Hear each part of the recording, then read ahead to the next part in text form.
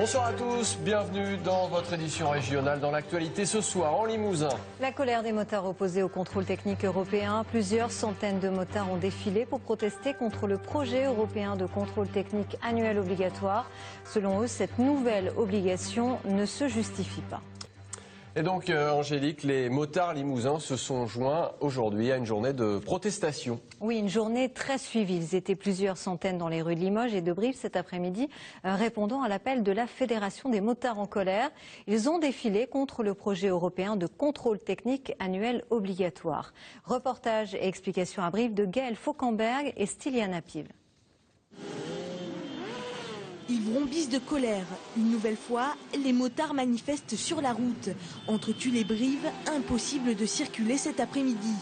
La faute à une nouvelle réglementation draconienne sur les contrôles techniques.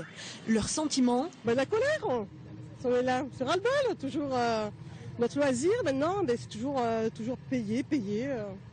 Un projet de réglementation européenne prévoit la multiplication des contrôles techniques. Au bout de 6 ans, un usager de la route devra faire contrôler son véhicule chaque année. En prime, ce contrôle sera désormais obligatoire pour les motos et certains véhicules. Un contrôle technique pour une moto, ça sert à rien. Si on a une moto qui n'est pas en état, on se casse la figure. On est obligé d'avoir des véhicules en bon état. Ça sert à rien de nous foutre des lois. La sécurité, tout ça, on y fait attention, nos machines sont entretenues. La Fédération des motards en colère met en cause le lobbying des entreprises de contrôle technique sur les instances européennes.